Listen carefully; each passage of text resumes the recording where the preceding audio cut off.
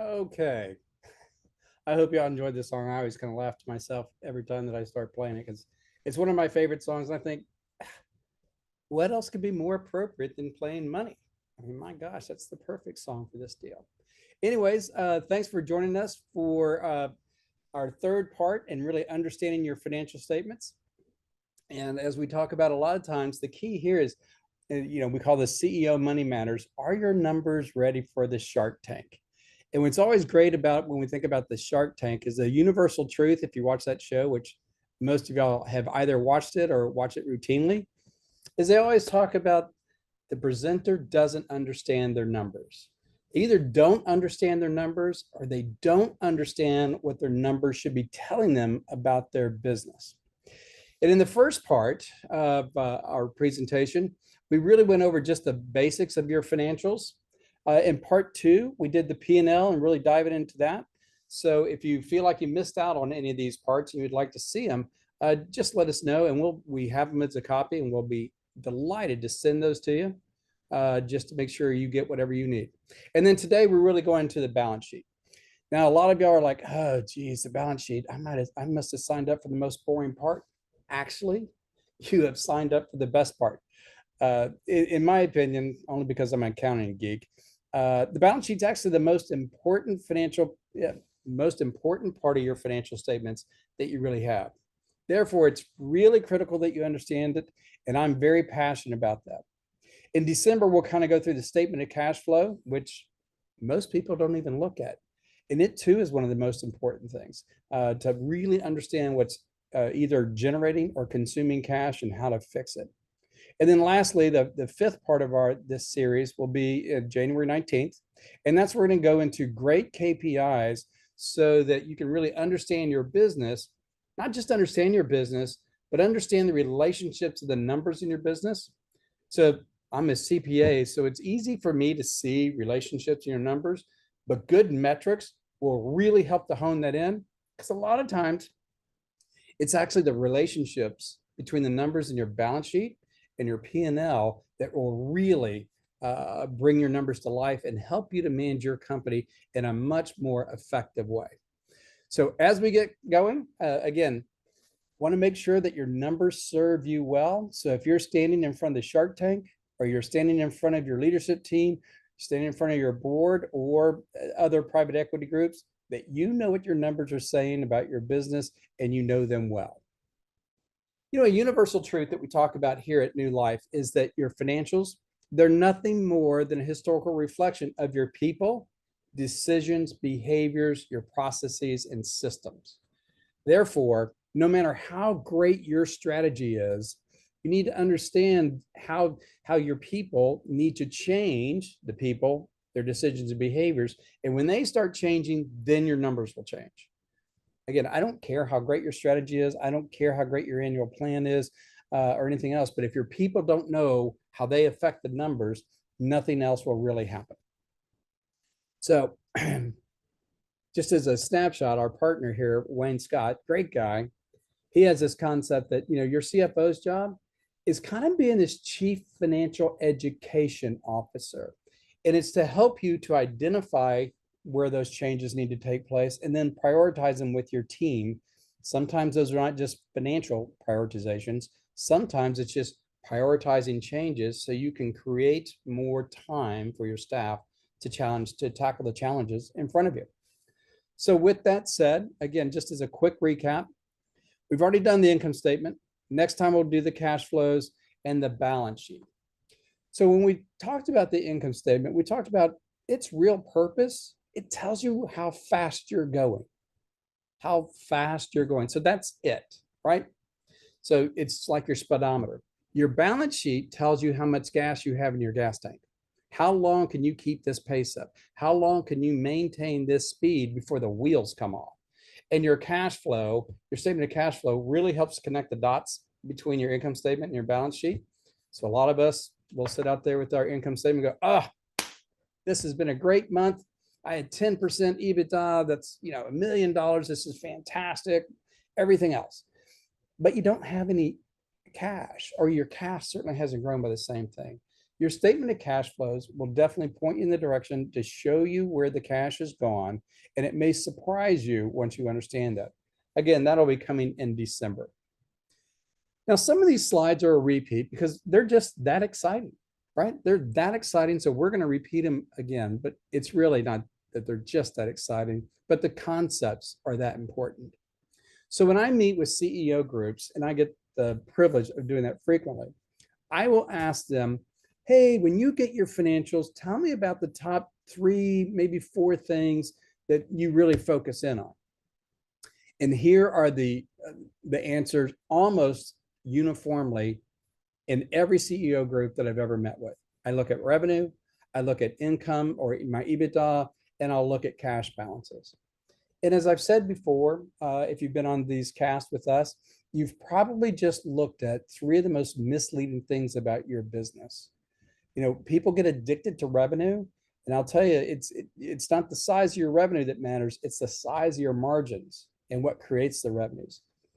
EBITDA and those things, well, at a point in time, that's interesting, but it's really the trend of EBITDA that's really important, and cash balance.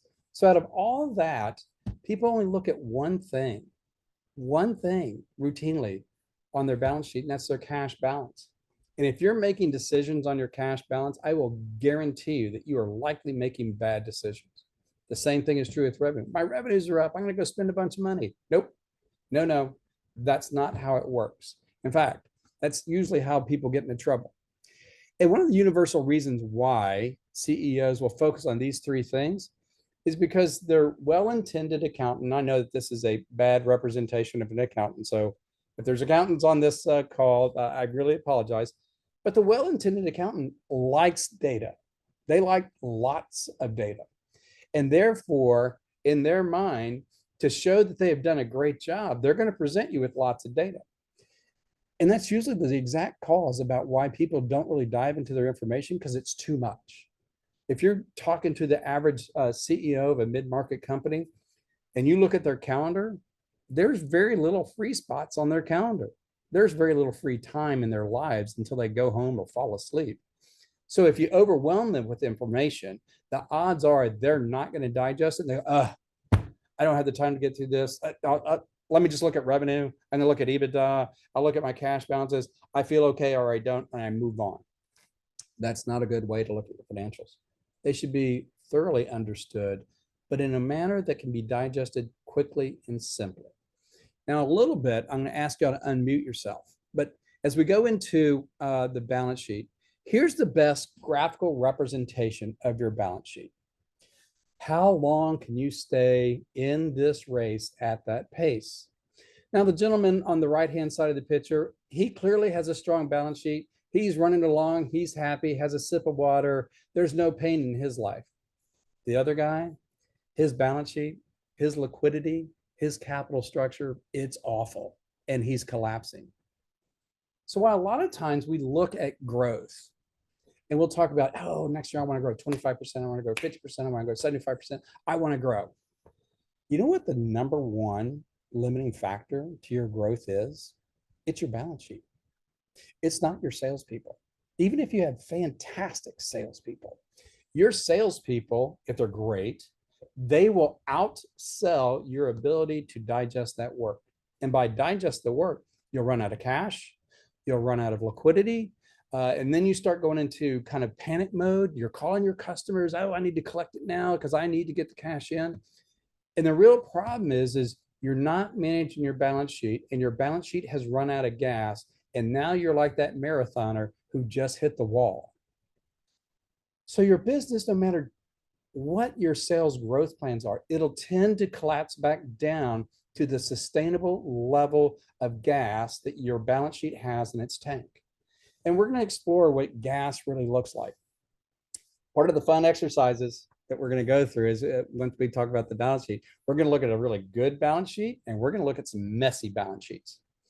And then the reason we're going to do that is I want you to be thinking, when you see these examples of a good balance sheet and a messy balance sheet, then you can go back and says, what does my balance sheet look like? Right? So you're going to be equipped at the end of this to go back to your balance sheet and go, wow, Is this thing good, bad? What is it telling me about the strength of my business? And can I grow?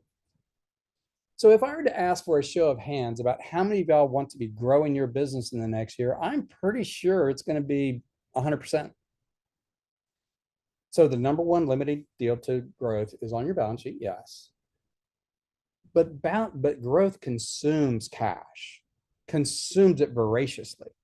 So you have to really know what that gas tank looks like, and is it producing enough cash along the way?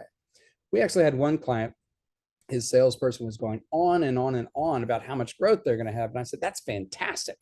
I can't believe we're going to grow that much. And then I looked over to the owner and said, like, the only issue is are you going to issue a check for $750,000 or are you going to go borrow it? And he goes, what are you talking about? It's like, you don't have enough capital liquidity to grow that fast without collapsing your company. And he goes, well, I'm not putting cash back in my company. In fact, I have a company to take cash out and I don't like debt. I said, so instead of growing this 75% that we just talked about in the sales meeting, how about if we grow 25% as far as on the top line, but we get our margin to grow like 50% because we're going to start increasing our pricing. And what happens is that creates more liquidity. It creates more cash. It creates more profits. So sometimes slowing your growth, but increasing the margin on your growth is a much more sustainable way to move your business forward. So with that said, before we get into the balance sheet examples, I want to open up the comments and turn your mute deal off. What are some of the frustrations that you have with your balance sheet? What are some of the things that you don't understand about your balance sheet? And you can either do it in the chat and Lola will read it, or just feel free to turn off your mic and interject.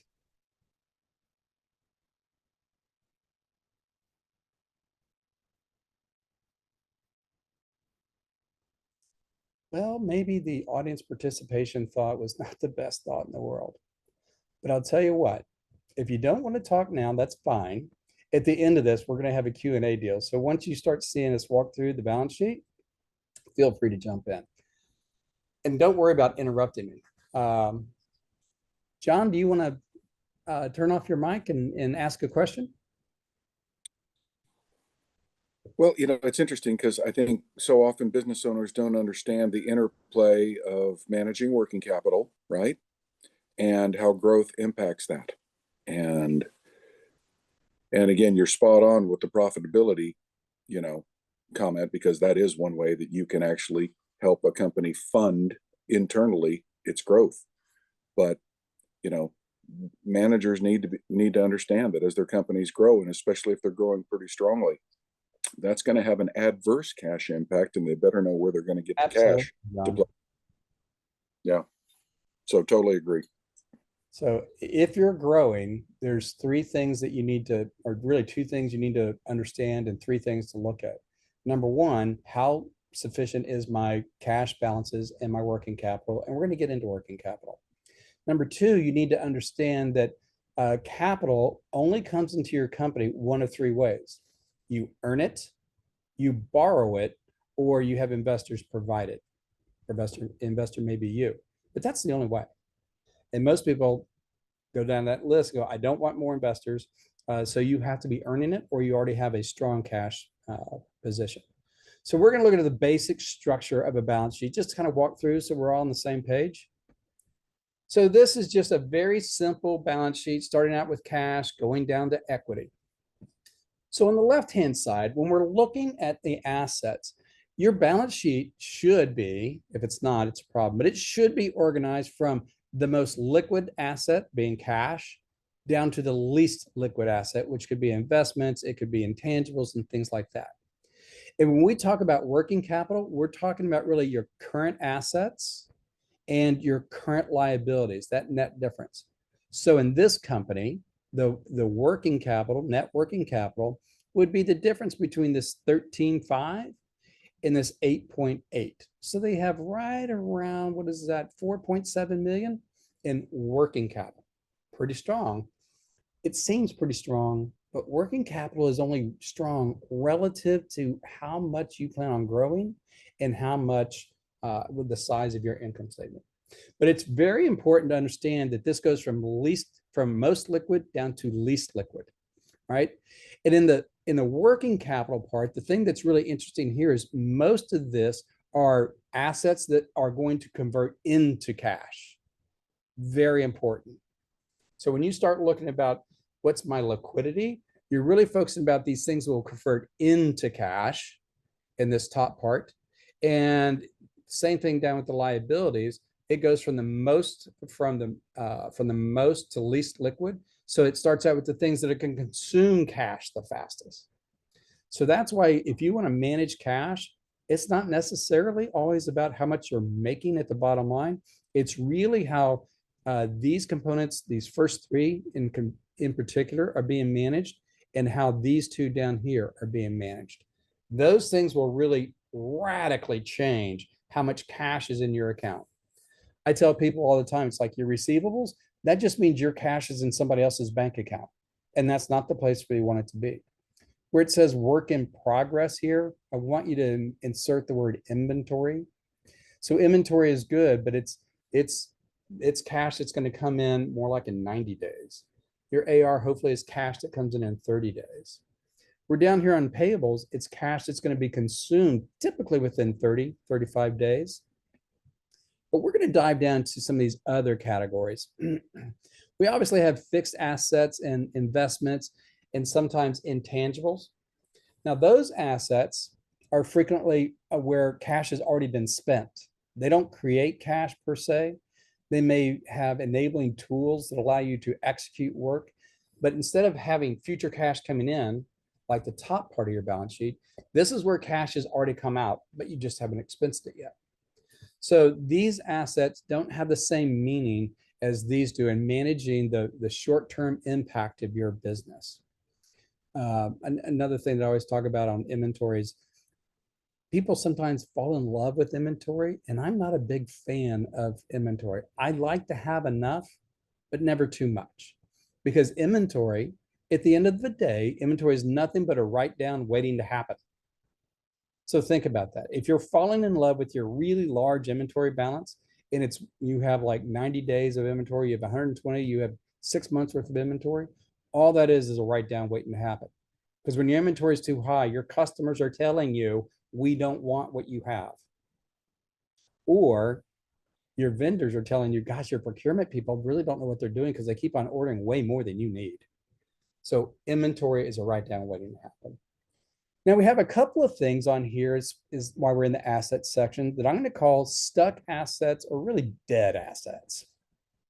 So other current assets, these might be prepaids, frequently they're prepaids. And those to me are dead assets. So again, it's money that we spent and it's not cash coming in. We just haven't expensed this number yet. So these I could consider to be false positives, right? And they're frequently worthless. Like if you talk to your bank, a bank's going to carve those out and take them out of your balance sheet and then take a fresh look at your balance sheet because they don't consider those really good assets. In fact, they have something called net tangible worth. And what they do on net tangible worth is they're going to take this $20 million down here and they're going to subtract this $3 million because that's money already spent. They don't care about it. They're going to subtract any intangibles that you have. So don't get too excited about those parts of your balance sheet that really represent old money that's already been spent.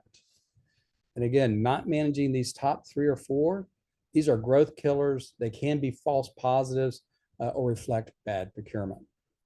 As we come down here to the liability section, what's really interesting between the assets and the liability sections has to do with like these other current assets and other current liabilities.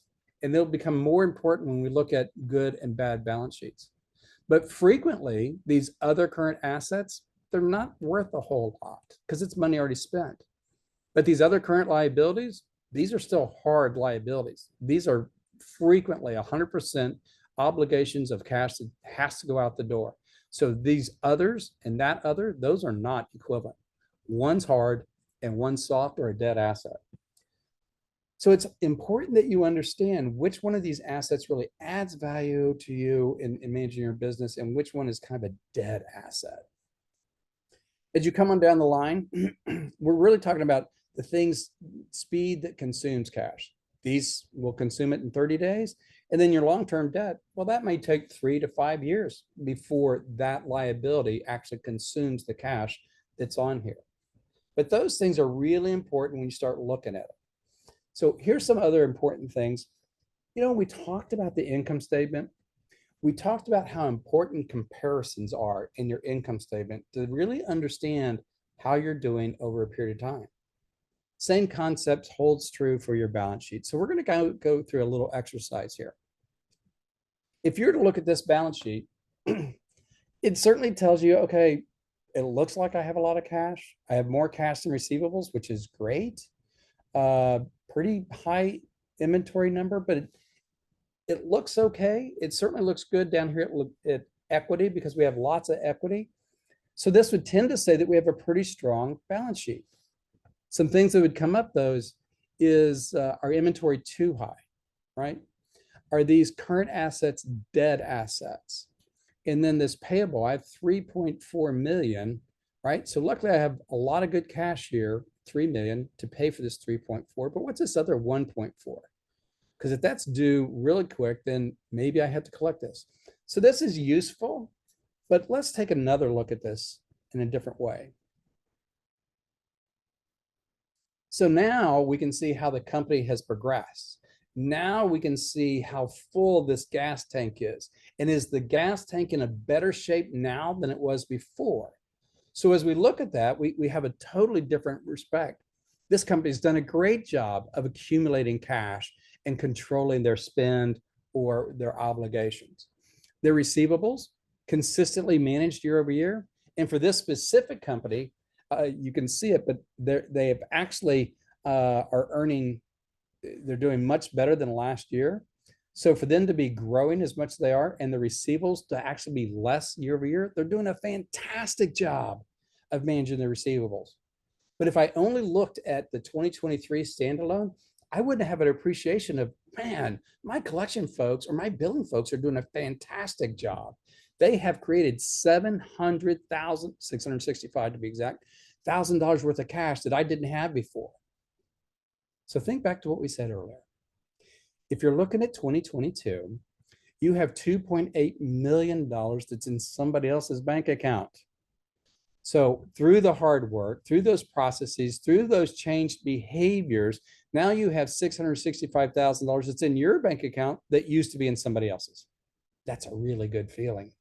So if we take that 600,000, this 1.7 plus the 6, that's a big chunk of this improvement right there, just in how they're managing their AR. So let's look down here at AP.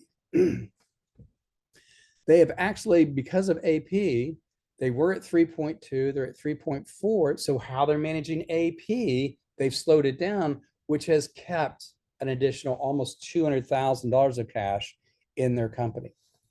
This is the dynamics about how you work with your working capital in these first 3 or 4 and these short-term liabilities about the health of your company. This is really the gas tank of your company. And if your working capital gets jacked up, that's when your company is going to collapse right back down on itself to the exact same place it was before you fix the problem. Later on, when we do our 4th series about key metrics, we're going to spend half the time on great income statement metrics and half the time on great balance sheet metrics. But one of the things that we're going to focus on, a lot of those metrics have to do with your working capital, your cash adequacy, your cash to cash cycle, right? Which probably doesn't mean anything to you right now, and that's okay. But it's going to be one of your most important things about how much cash and for how long that cash is stuck in somebody else's bank account. So as we go through here, also look, these variants start to tell us a whole bunch. So this variance right here, okay, we're increasing cash. Where did that increase come from? It came right here from receivables. It came, some of it was consumed right here in other assets. But a big part of it also came from what was going on in payables. So seeing these variances is big, but I want to focus on this common size deal, which most people on their balance sheet don't do a common size balance sheet. But what this tells us is 86% of our assets are liquid. That's fantastic. 86%. Even if we back out the current assets, 82% of our assets are liquid assets. This is a very healthy company that can absorb a lot of shock and sustain its growth. Let's contrast that to its liabilities. Really, I'm going to exclude these other current liabilities. But so we have 39 to 28% of our liabilities are current. So we have a really healthy balance between our current liabilities and our current assets, that mix. This is a very strong balance sheet. So these people, as they're running down the race, can keep their foot on the pedal. They can keep going and not worry about running out of gas. There are some KPIs that we'd monitor along the way to make sure that they don't get to irrational exuberance. But overall, this is very strong. And then as you look down here, you can see that they're very conservative on their total debt.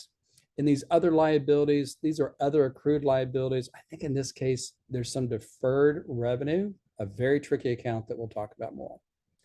But the reason I show this to you is because the more we have comparisons of now to what it was, tells us about, are we improving the health of our company, or is the health of the company declining?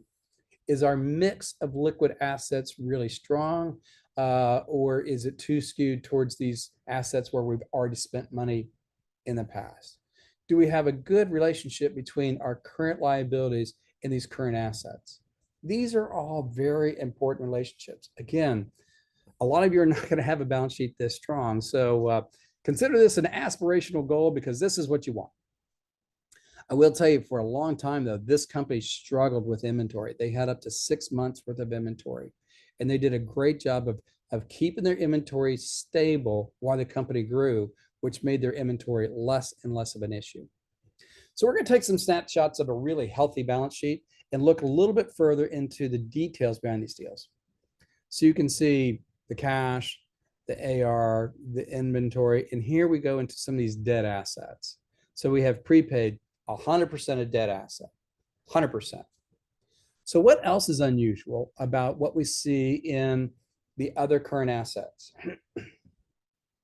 So we have, this is as of October, and this is last year. This asset, quote, a note receivable, is dead. It's a dead asset. It hasn't moved a dollar in balance in these 10 months. And so what does that tell you as a reader when you're looking at your deals? It literally tells you that that's not an asset, that that's a dead asset, that that asset is impaired, that it may not really be worth $319,000. But frequently, when you see note receivables that are stuck, they're probably to a related party. There may be an intercompany thing that's stuck. But it's frequently a member of the leadership team, ownership team that has borrowed money out of the company, and it's hung up as a note receivable. Your bank, I guarantee, would take both those assets that have now grown from $500,000 to $1 million, and they're going to take that out of your equity because they don't like either one of those assets. To them, both those are dead assets. One actually represents a distribution to the owner.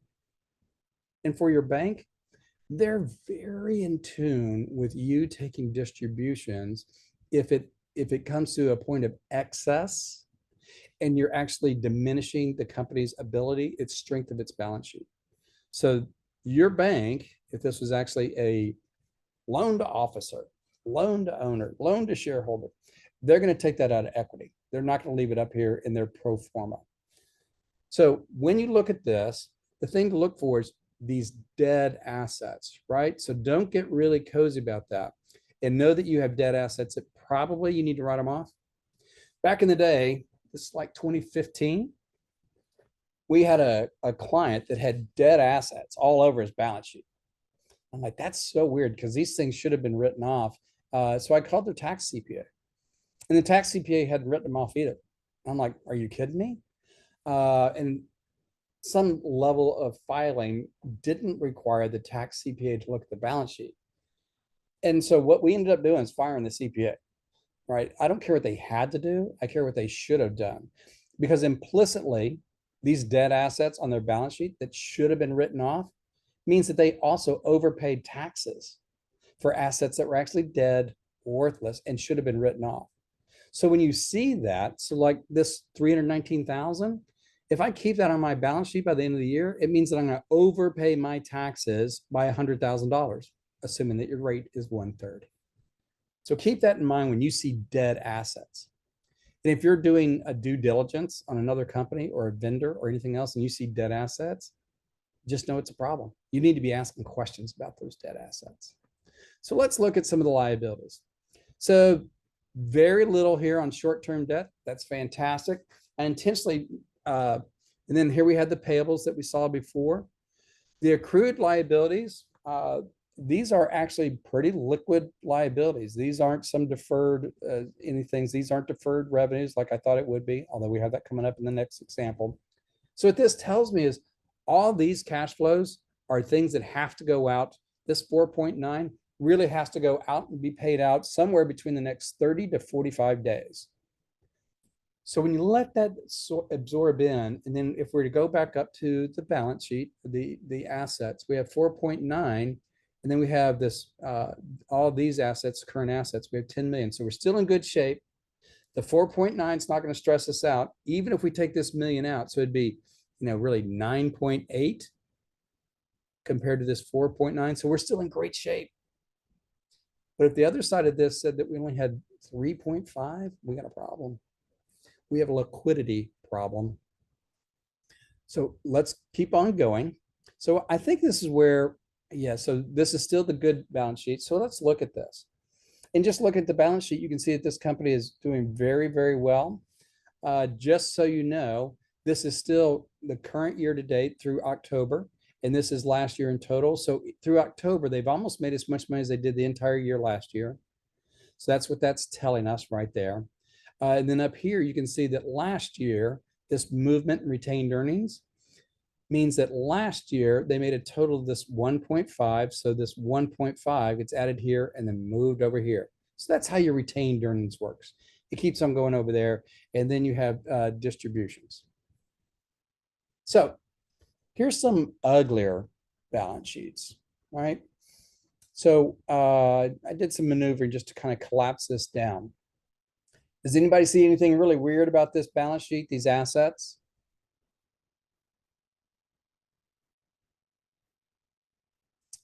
So there's a couple of things going on here that are really like, Number one, total current assets, 1.5 million, maybe good, maybe not, don't really know.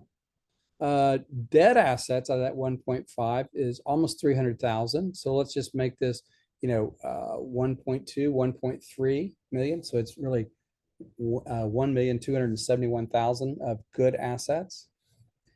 The receivables has gone down. It's gone down by 400,000. So this is a really interesting paradigm.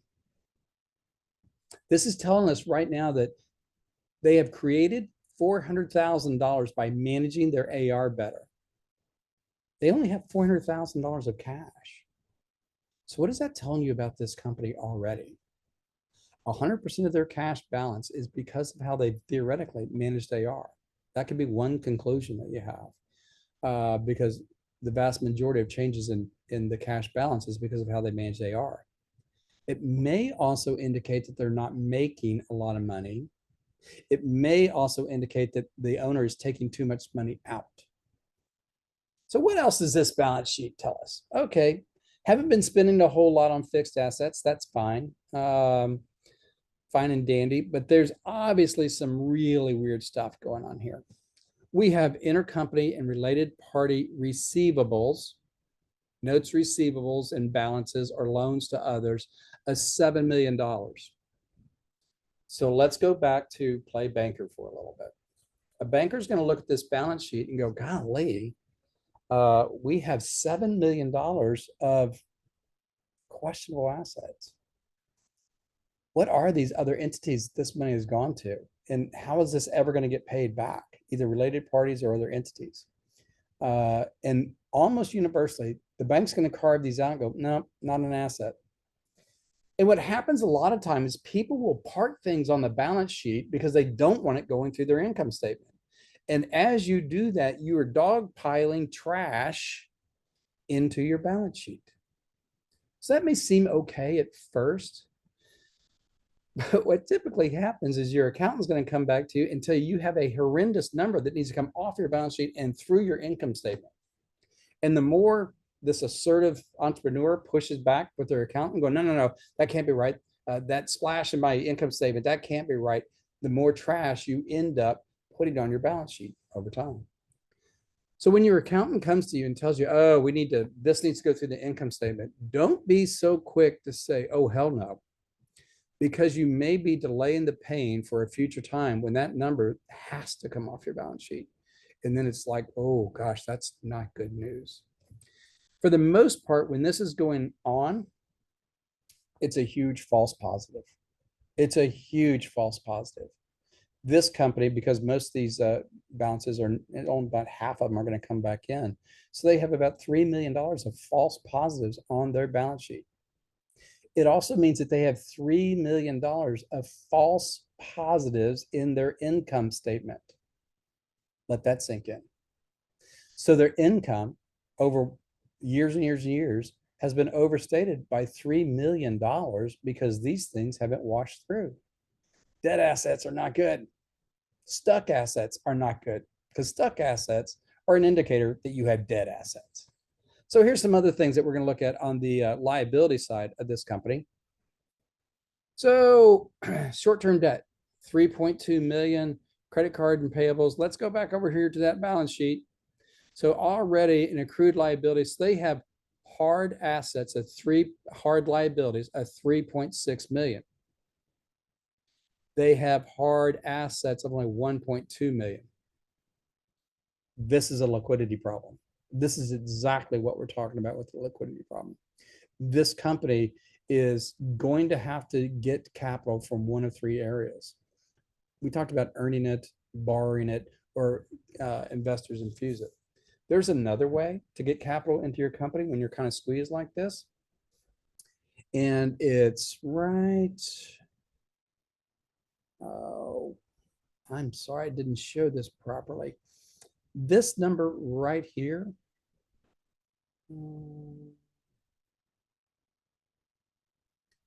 This number right here, this short-term debt, actually includes $1.3 million of deferred revenue.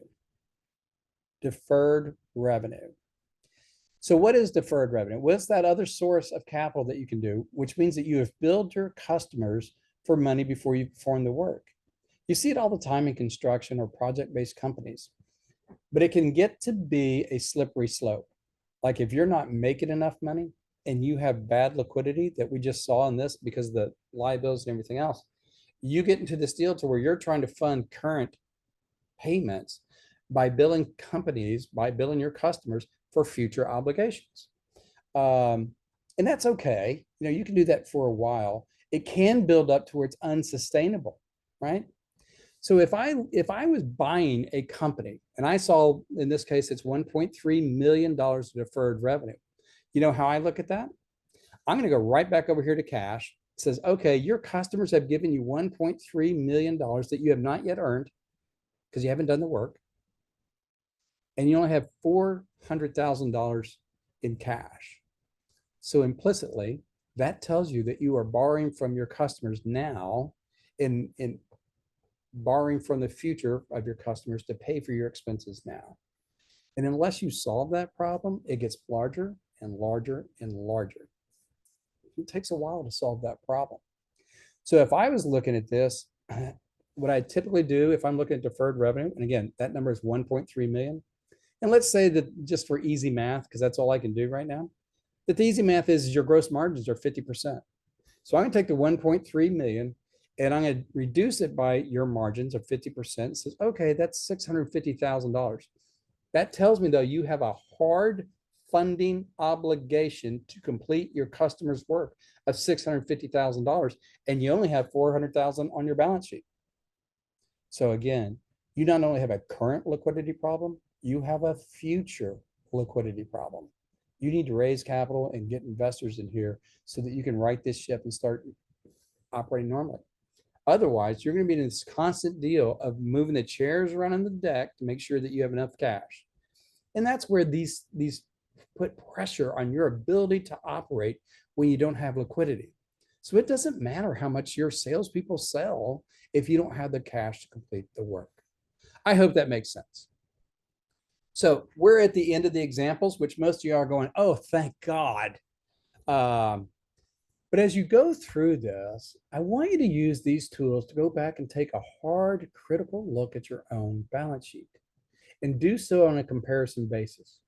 So if your controller, your accountant, your bookkeeper, whatever, just gives you this single file of your balance sheet, say, oh, no, no, no. Oh, no, no, no. Look, Bob, the bookkeeper, I need to see something like this because now I can better understand the trends, what's stuck, where things are jacked up or whatever the case may be. I need to see this. I may want to see a rolling 12 months of a balance sheet because you talk about finding some weird stuff. Boom, right there is where you're going to find it.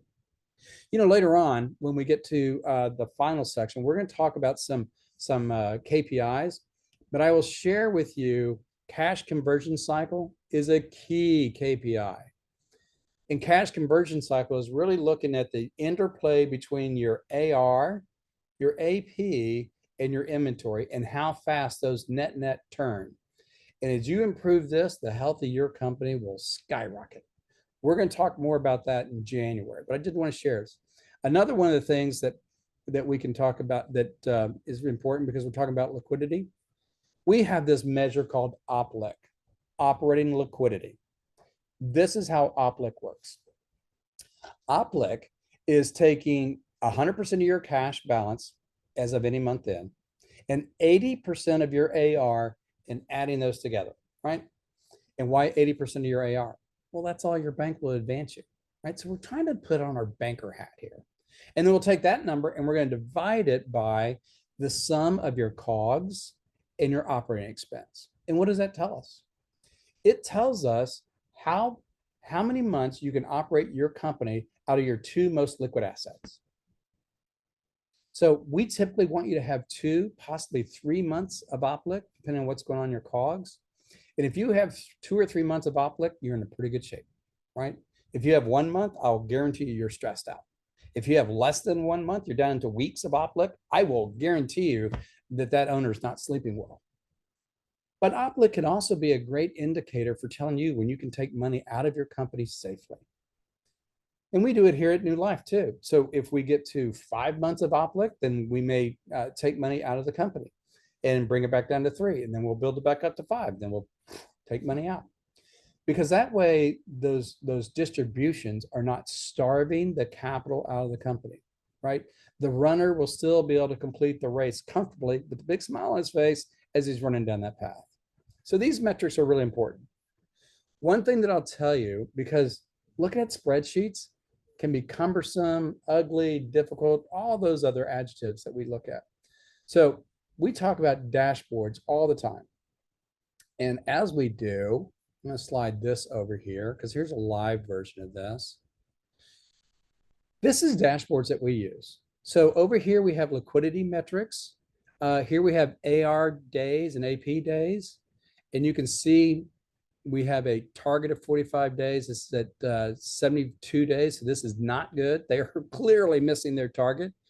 But we can see that over time, they're actually trending away from their target.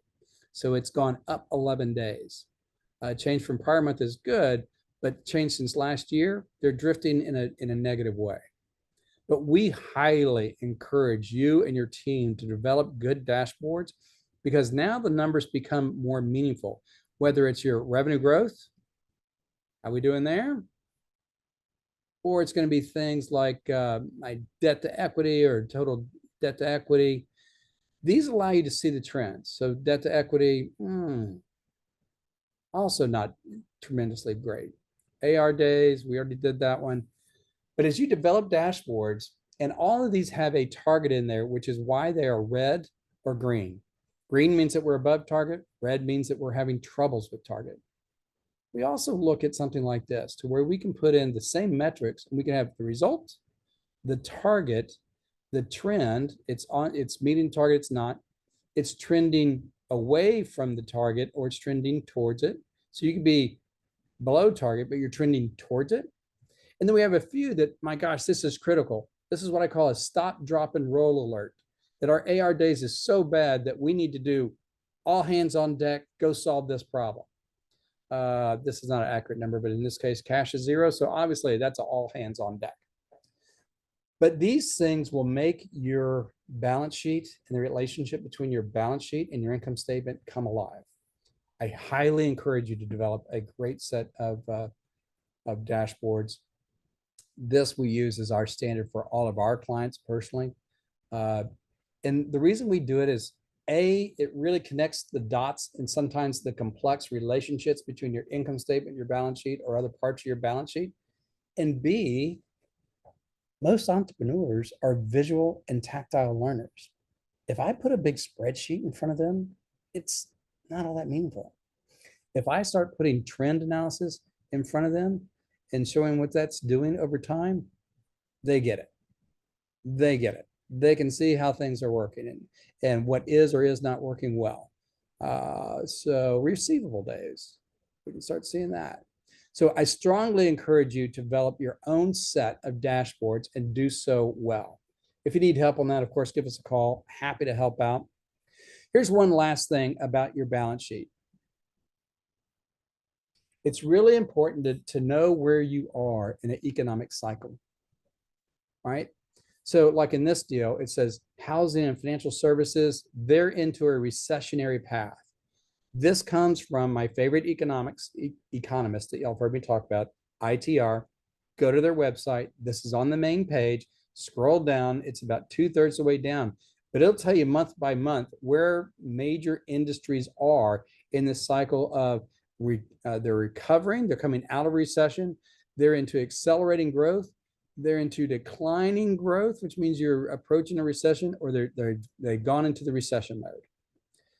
These are really important because as you're coming up here, you want to make sure that you're ready to spend. Up here, you're enabling growth. In this cycle where you have declining growth, you want to start keeping your acorn, start padding your nest so that you will have plenty of cushion going down here, because when you're down here, you want a strong balance sheet. You want a strong balance sheet when you're in a recession. So having these indicators, there's some tools that they have that'll help you understand where you are. It's called 12/12 and 3/12. Using those tools and plotting them will tell you, gosh, we just went from accelerating growth to declining growth. As soon as you do that, man, you need to start building up the liquidity and the resources in your balance sheet, not only to survive this downturn, but to really thrive in a downturn. So as you're monitoring your balance sheet relative to these cycles in your business or relative to the cycles in the economy, you want to see a company grow like crazy. It's one that has a strong balance sheet that's going into a recession. Why is that? Well, assets, people, and businesses become really cheap in a recession. So if you have the strong balance sheet going into this recession, you can go out there and you can start buying assets. You can attract the best people from your competitors, because I will guarantee it, your competitors' best salespeople know when their company is in distress and they're looking for a safe place to land. You could have hiring bonuses. You could hire their best ops people. So you could start moving resources towards your company, but only if you have a strong balance sheet. So with that said, I'm going to open up for questions. We still have a few more minutes of questions. So this again is the Q&A time. Take your mute buttons off and ask any questions you would like. Burt, there's a few comments and questions in the chat. Do you want to read those to us, Lola? Okay, so a comment from Holly. I see often owners don't know how much cash they should have, and as a result, they have too much or too little. Question, Holly, or great observation, Holly. Paul, sorry. Oh, I was going to answer Holly's question. Okay, go ahead. So Holly, I'm going to go back over here to operating liquidity. We want 2 to 3 months of operating liquidity. This is a little jacked up because what we really want is operating liquidity to be 2/3 AR and 1/3 cash, right? So if they have a lot, if their operating liquidity is strong, but they have too much of it in cash, they could bring that down. But I get a little bit concerned if their cash represents less than 1/3 of their OPLIQ. And Holly, ping me later on after this. and I'll send you the formulas for OPLIQ and a little spreadsheet about how to do that. And if anybody else wants it, you can just raise your hand in this and we'll get you that spreadsheet as well. And what's the Thank you, next question, Lola? Oh, Holly, did I answer your question? Was that okay? That was great. Thank you. No problem. Okay, and then Paul has a question. You shared the 3 things CEOs do focus on. What 3 things should they focus on? Margin, etc. Oh, great question. Oh my God. I should have known that question would come from you, Paul. Thank you. Paul and I go way back. He's beat me up in more meetings than anybody else on this call. But you're absolutely right. Some of the most important things to focus on is your margins, right? I don't care how big your revenues are, but I care about the health and stability of your gross margins. In fact, I will tell people, and Paul, you can feel free to disagree. If you really want a great culture in your company, you better have great margins. Now, why is that? Why would margins be related to culture? Here's my philosophy, buddy. As your margins get tighter and tighter and tighter, your company has to become more autocratic to prevent any small slip ups from happening because you can't afford small slip ups. And you talk about seeing a bunch of heavyweights micromanaging a company, it's when they have tight margins. So high margins, stable margins, and consistent margins are definitely number one. On the balance sheet, one of our favorite metrics is operating liquidity. So it's that inner balance of the short-term deal. And what operating liquidity also tells me, Paul, is if I stub my toe for whatever reason, I have 3 months to correct that before the wheels come off. This combined with some other cash reserve or balance sheet metrics really tells me I'm okay. And then we did touch base on it, but my other metric is I'm going to be on cash conversion cycle like a dog on a fresh bone, man, because that is critical. Thoughts? Great answers. I have no disagreement. So thank you, sir. Appreciate you. Yeah. No problem. Thanks for asking. John Way has a question. Where do you think the economy is in this cycle? So let's go back over here, John.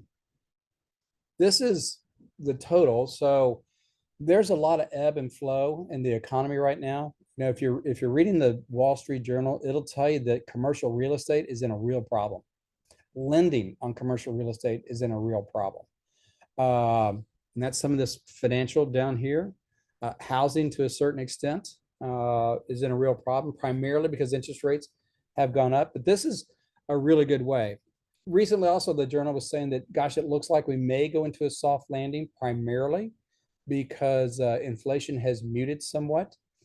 But this is really going to be an interesting deal because I think we're going to have segments of our economy that go into a recession and others don't. John, knowing your customer base from what I knew a couple of years ago, if it's still the same, I think you'd be in really good shape because your customers on the tech side would be more immune to a lot of this. Hopefully I answered that well. Leslie, are you raising your hand or doing a high five?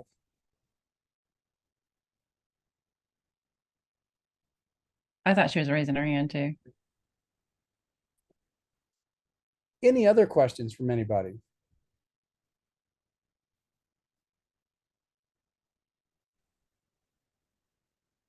Okay. Said formula, you said to raise hand.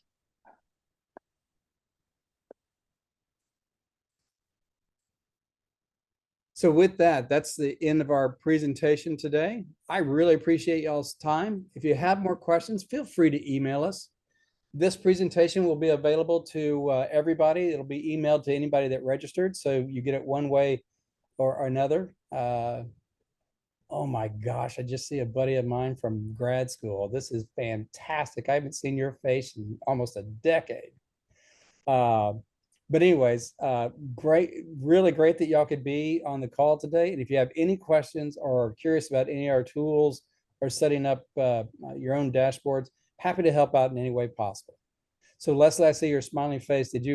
Nyan, great to see you, buddy. It's been way too long. We'll have to go out and grab lunch.